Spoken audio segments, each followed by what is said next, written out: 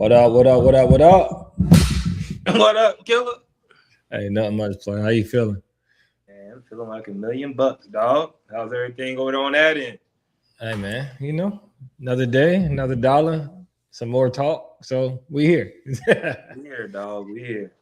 We're gonna hop straight into the episode. This is gonna be a quick hitter, a short one. We always say that, then we talk for 45 minutes. So we see what happens. Of course, 2 weekends ago we were at the Magnum Muscle. We prompted you guys that we'll be there. Really great show, of course, promoted by the 5-time Yorton Cup champion and his lovely wife Jackie and Magnum McCrae. Hosted that show. This is kind of always, I feel like this is like a staple. Like every year, we end up either at Immortal or Magnum Muscle. And they always put on a great production. So we wanted to come through and give you guys, quick, kind of like a quick recap of what we saw this last weekend. And then, of course, we'll have some more stuff to talk about at the end. But Jamal, you were up close and personal, legitimately, on the stage this past weekend. He didn't compete, but he was on the stage. So he's seen everybody up close. So what did you think about that pro lineup, man? Man, the pro lineup was amazing, man. It wasn't nothing short of what I expected. To be honest with you, the winner that took home the classic win was Dante. He's part of Team Nonstop. Great physique. So I'm looking forward to see what he does for the rest of the year. Then I got to give a shout out to Jamal Mentor. He's about 30 minutes down the road. Man, great improvements, bro. Great improvements, and I hope he keep pushing on. I know his next show. I'm not going to say it because he probably don't want to announce it, but I can't wait to see what he bring to the next show. As a matter of fact, first place and second place will both be competing here in a couple of weeks at the next show. So that should be interesting to see how that one goes. Because it could have went either way. It was like flipping a coin, right? It just what you, as judges, what you prefer. Okay. I knew that there was 1 and 2 when they walked off, when they walked on stage, like I said, and at that point, it was just who the judges were going to put in that 1 slot and who they was going to put in that 2 slot. And shout out to the third place winner too, Phoenix. He looked incredible, shredded to the gills. His conditioning was crazy. Mm-hmm. So shout out to him. But yeah, man, I think Classic is great this year, man. And I get to look at it from a fan point of view this year. So, yeah, man. Okay. So you're basically saying that in the absence of Carolina Muscle this year, Classic Physique is in a good place. It's in a great place, man. Okay. Perfect. Great place. So there was another pro category. It was bodybuilding. So what did you see or who stood out to you there? Man, the bodybuilding brung it too. If I'm not mistaken, the first place winner was Alfonso. And he looked really good, man. Them short bodybuilders always piss me off because they're so short and they can just pack on all that muscle. So he looked really good, man. The rest of the lineup was legit too. And it's funny because, of course, Magnum is the 5-time Yorton Cup champion. So he get to see the competition up close and personal too, So I thought that was pretty cool. But yeah, man, I think bodybuilding is in a great place too. And I know a couple of years ago it was like, yo, it's bodybuilding dead, because not that many competitors was competing at these pro shows. And I don't think we can say that anymore, bro. Like bodybuilding is alive and well. Yeah, I think what was it last year? I think at No Gear there was like 13 or it was anywhere between 10 to 13. It was just like, bodybuilding ain't going nowhere. I think right. And I think we had to clarify that. Like we even came back, clarified it was just like we think on the amateur level, a lot of people aren't doing bodybuilding, or there's a lot of misplaced people who should be in bodybuilding. There we go. At some shows, and they do classic. There we go. Yep. But for bodybuilding to say that it's dying out, no. When you look at all these top level shows, like the big shows, bodybuilders show up, and they show up correct. Let's just put it that way. So of course we had the pro lineups. You just highlighted both the winners and two notable mentions in classic. Was there anybody that stood out to you on the amateur? I know I have two personally, but was there anybody that stood out to you? Yeah, man, the guy that actually won Classic at the Okay. show, he looked incredible, and I feel like he can go on to the pro level and shake some things up at some of these pro shows. I did talk to him after the show, and he did tell me that he was shutting it down. I don't know if that's still the case, Mhm. but he said, hey, he came to do what he wanted to do. He accomplished getting his pro card, and he said that he was going to get fat. But, all that can change. People can get into his ear and be like, no, man, you should, keep going, keep going. But he looked incredible. And then, of course, I'll let you highlight the men's physique guy because Okay. you're an all-star. You were signing autographs and kissing babies backstage. So you actually took a No, picture with the guy. that was not the case. He probably got pictures with all of us, but it's cool. But no, the first person I want to shout out honestly is a client of Will Carter, Ellery, the bodybuilder. And the reason for that is one, when I interviewed him, he was just like, man, I watched all y'all episodes. I missed the first couple ones, but I watched all y'all episodes. But I'm not shouting him out because he watched this show. I'm shouting him out because literally he was the epitome of bodybuilding. He was the only person there, but I think he was 70. I think in his 70s, I think shredded to the bones, probably had some of the best conditioning in the show. Like it was absolutely insane. And he just had a great spirit about him. Like, you know how they say like the spirit of bodybuilding, like he had that in him. And then the other person I want to shout out, of course, is the men's physique winner. It was a pretty big class, a pretty decent class. Was it two classes or one class? I think it was two. No, it was one class. It was one class. And Jack Long, I think he's 20 years old. I forgot where he's from, but the kid came correct. Like I think he won debut, novice, and open his very first show. And when I interviewed him, I was just like, "What got you into bodybuilding?" And he was just like, me and my friend said we are going to do it. And of course, that story of you and your friends saying you're going to do a thing, but then you're the only one that finishes it. Yeah. But then it all paid off at the end for him to get his pro card and be able to go back home. And I think he goes to Indiana University, the Hoosiers. So he went back and partying it up right now. So, hey, shout out to him. Right. And I think the cool thing about that is his dad actually came up to us and was talking to us and was like, yo, my son, can y'all take a picture with my son? So we end up taking pictures with him. And bro, I think for me, I can't speak for you, but just being in that atmosphere with the athletes, and of course, I don't do it, and I'm pretty sure you don't do it. Like, we don't throw no accolades around, right? We just back there. Most of the guys don't even know who we are, right? Like, they just see us walking around. And I think that's the cool thing about going to some of these shows, like just the genuine interaction that we have with some of these competitors before they even step on stage. So that's the part that I love about being backstage with these athletes for sure. No, I think that, and just to kind of go off of what you just said, I think that's how it should be, if I'm being honest. Like, I'm not going to wear a shirt backstage that says Yorton Cup champion, former Yorton Cup champion, or 2023 Yorton Cup champion, Of course, I think at most shows they recognize us when we're there. Like, of course, they shout out Magnum. I know Sully mentioned that at most shows they would recognize if there's a Yorton Cup champion there. But when you're back there and you're actually just talking to people organically, just starting conversation, especially seeing the people who have nerves or someone who never done this before, deer in the headlight look, and you talk to them to kind of calm them down, like, yo, you got this, Later on, once they find out, oh, this guy's a pro or this guy accomplished something in this organization, I think they never forget that, because it's almost like you genuinely just wanted to talk to them or genuinely wanted to do something. Because like we said, we're not above nobody. We're just another competitor that's probably just passionate about the sport, which is why we show up in so many shows.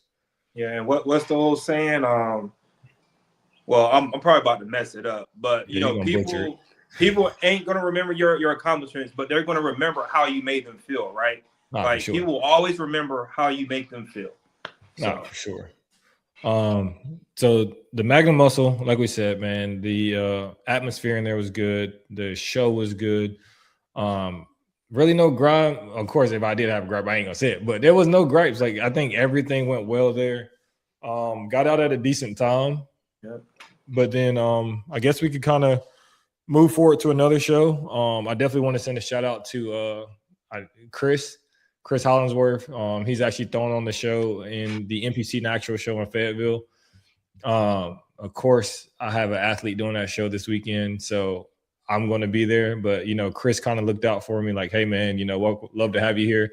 Got me some backstage passes, so I'm pretty happy about that. But you don't got to pay that $700.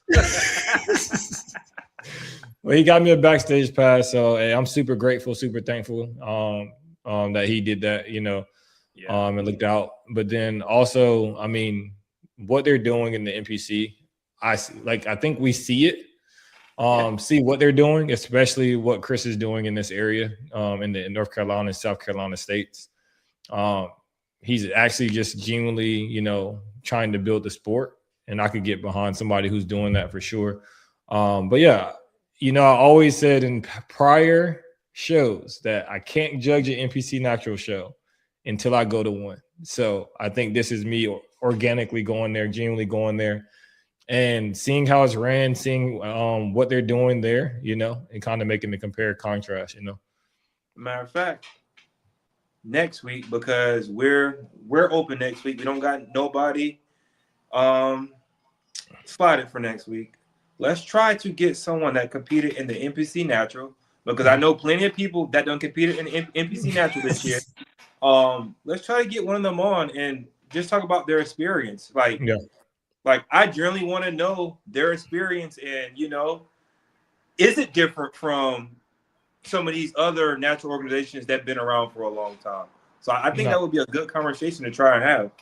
Yeah, for sure. Because I think the last person we interviewed was Cabs, did Ben Weeder a couple years ago. And he gave us his feedback on Ben Weeder. But I don't think we spoke to anybody who competed in just like an NPC Natural show. Right. And like I said, this whole podcast is based on the back of natural bodybuilding, and seeing the growth of it. So I would love to hear the feedback from it, see what people think about it, see kind of the ins and outs. But I'll definitely try to pick Chris' brain if I see him, about the ins and outs of it as well. Yeah, for sure. Heck yeah. What else we got on the docket today, man? So barbershop talk, man. We always try to drop some gems, drop some nuggets. I think last time we talked about posing, and of course that can be a whole nother hour conversation if we wanted it to be. But I don't think we're gonna go that route, man. I think we get questions all the time. I don't know if you get them in your DMs or comments of like what you eat and things of that nature. So I feel like we should just talk here because the other day I saw something. I don't know if everybody else saw it, but I saw it. I saw 2 cinnamon rolls, some eggs, some turkey sausage. So tell us about this macro journey you on right now, brother. Right. For one, I'm not on macro journey. For two, don't copy what I do because it's not going to work for you. That's the first thing. Don't try to copy what I do because it's not going to work for you. But I knew I was going to have a good week this week, bro. So I just wanted to fuel my body up for my workouts this week. I don't do that every day. I don't do it once a week. I just felt like having that, and I felt like, my body could handle that. That's why I did that. So, and I'm not in prep. Fair, but you still tracked it, so that's all that matters. No, definitely. I tracked. You held yourself accountable. Yeah, I definitely tracked it. For sure. But yeah, I think it's one of those things where I get that question a lot. Like, I haven't posted a full day of eating. I can, it really wouldn't bother me. It's just more so time consuming than anything. But I think people are really baffled at food because I think in bodybuilding, and let's just stick to bodybuilding, it's always meal plan versus macro plan, right? And I feel like there's advantages to both, but I feel like once you know macros, you can make a solid meal plan, if that makes sense. I typically eat the same thing every week, but I eat macros. Like if I wanted to substitute something in, I could substitute something out. It's just that simple. And I think learning macros and your coach giving you the macros to each of your meals is teaching you a lesson that you could take beyond just prep. But that could just be my opinion. No, I definitely agree with that, 100%. But I don't want to come off asshole-ish or whatever. I don't care what nobody else is eating. Nah. Because we're all on a different journey. Mm. We're all in different phases of prep or whatever the case may be. You know what I'm saying? So you telling me what you're eating in a day, I don't care. Mm. I don't. But there's some people that like to share that information, and there's other people that's intrigued by that information. But I think for me, it's just like, okay, cool. That's what you get to eat. And as far as macros, I think the one mistake people make, because you just said it, you eat pretty much the same thing every day when you're using macros. Mm-hmm. Some people get macros and they just go dog shit crazy. Like, no, that's how you mess up.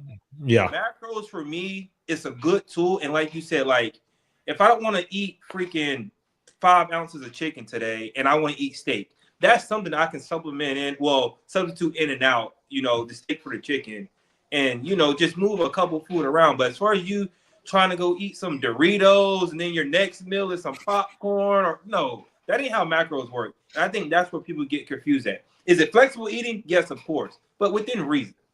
Yeah. I did that before. Chips in every meal. I did it before on prep. Hey, I look fine at prep too. But I think it's one of those things also that when someone asks me that question, I'm always weary of who their coach is. And this is no knock to anybody. I'm just saying it's one of those things because I think it errs on the side of, I see Eric doing this. Why can't I have this? Right. So then now they're going back and questioning their coach, like, how come he gets to eat this? You know what I mean? Like, Right. This guy's eating this guy's eating this.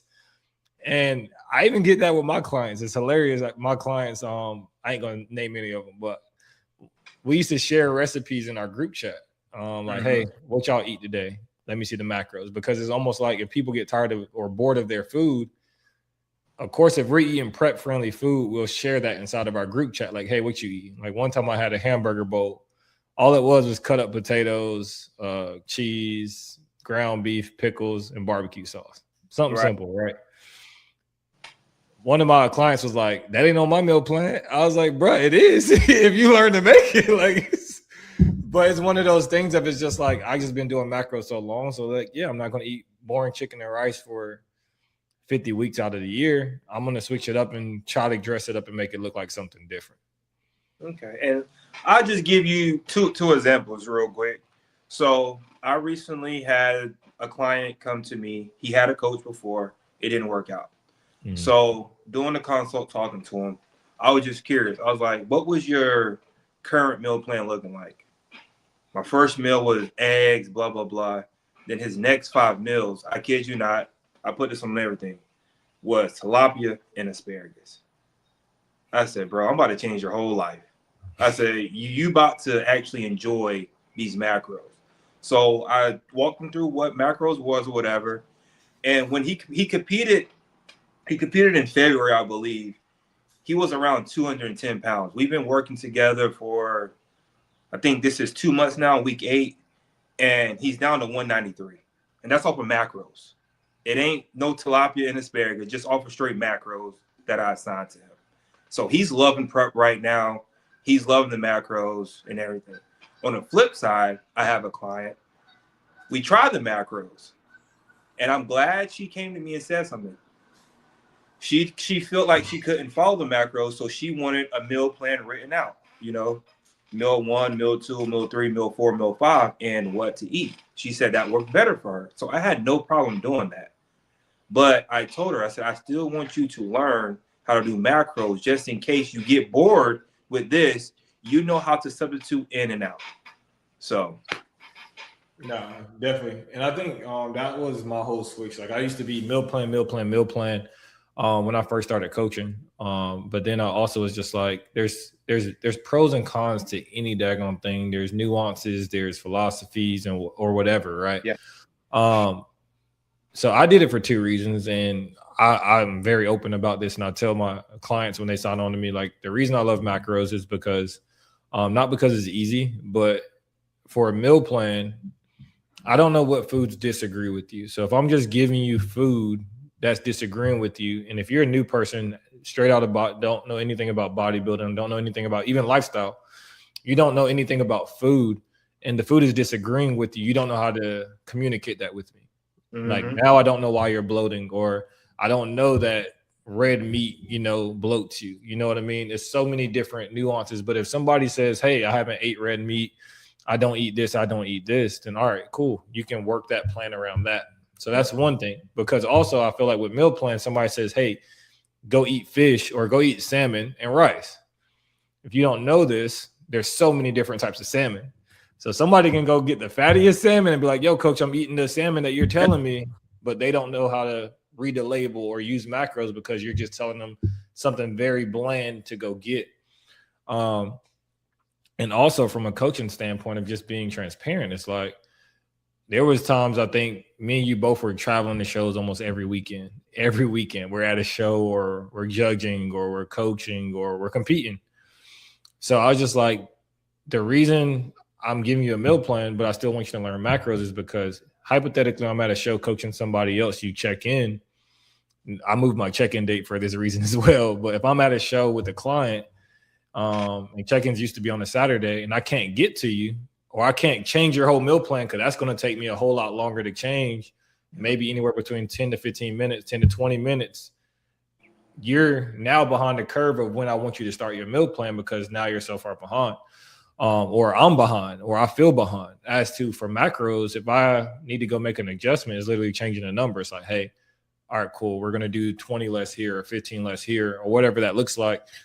And it's way quicker and efficient. And then most of the time, my guys now, if they're eating the same thing every day, they're just like, all right, well, I'll just get less of this. I just get less rice, or I just get one less rice cake. Like that's how they do it. And they're on autopilot now. So like I said, there's pros and cons to anything, because if you give somebody a meal plan, then they can't say, hey, I don't understand, or I don't know what to eat, So there is pros and cons, but I think most people who do a meal plan, they should still also learn macros. That's just my honest opinion.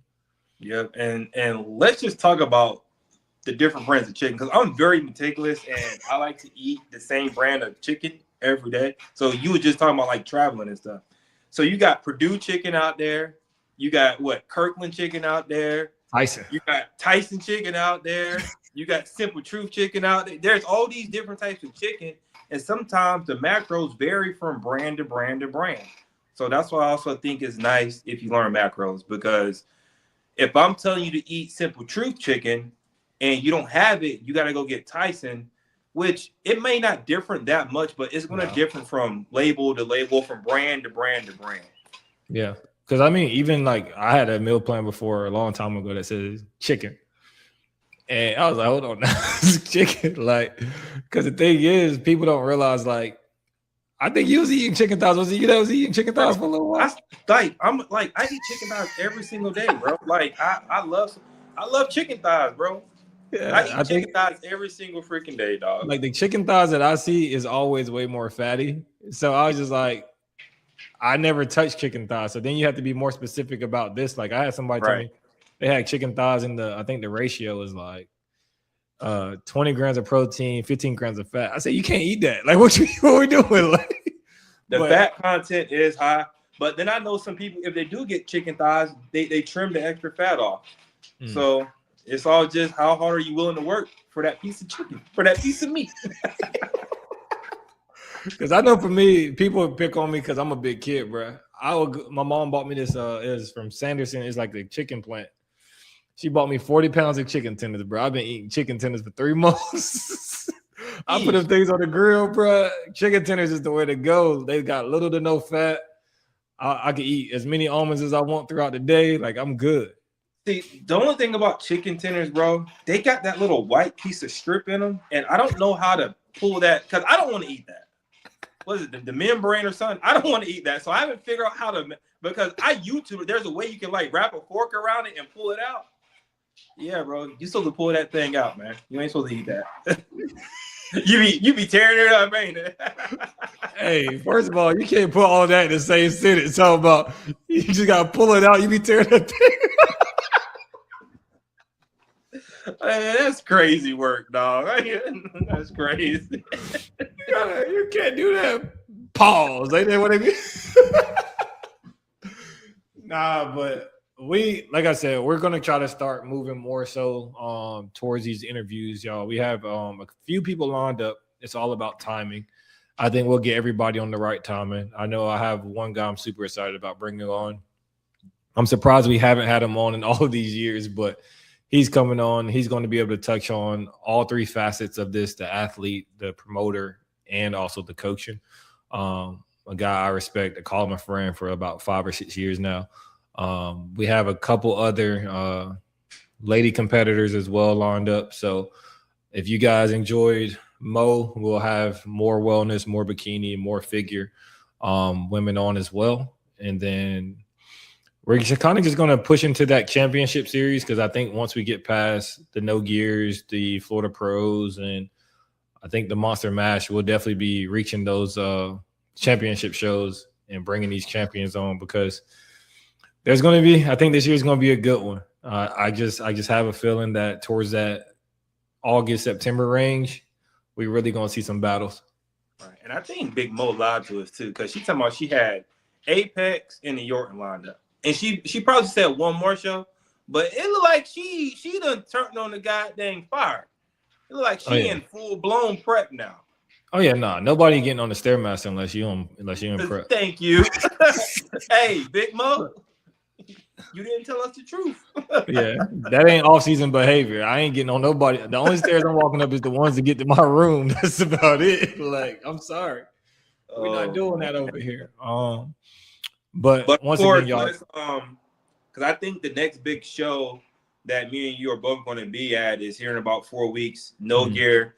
Down in Greensboro, and as y'all know, the legend Will Powell, he was the promoter of that show. So that show is near and dear to a lot of people's hearts in the OCB. So, hey, I think that's going to be a great show once again. Can't wait to see who pops out and does that show because what you got classic, you got all pro men categories, classic, men's physique, and bodybuilding at that show. So yeah, and really good.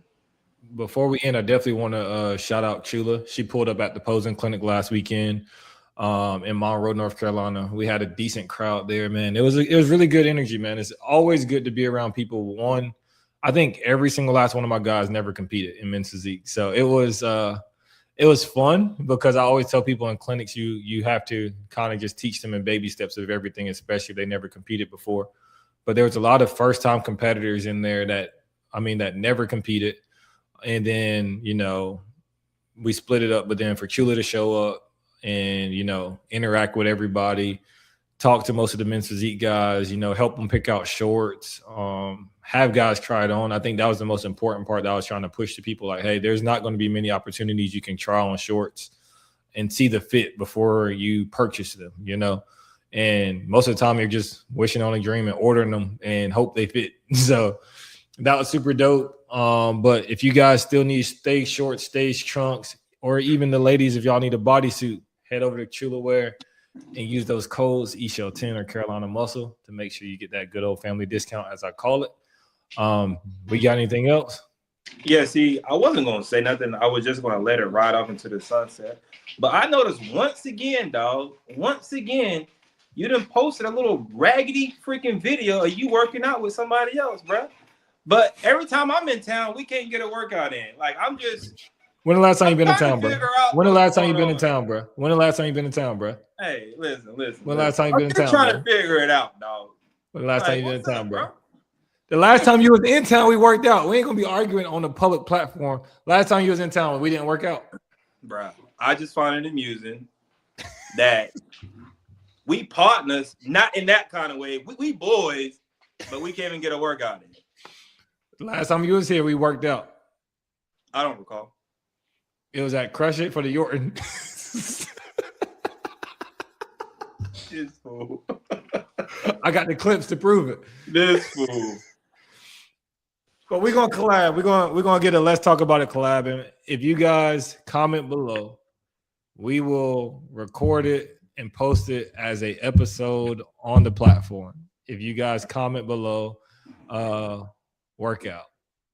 And speaking of, this is the last thing I'm gonna say, and we're gonna end this. If you did an interview at Magnum Muscle. I'm actually going to get those downloaded and upload them to our Let's Talk About It page so you can watch it there. I think you did quite a few. I did like 3 or 4 before the show actually started. So we'll sporadically sprinkle those in on the Let's Talk About It page for sure.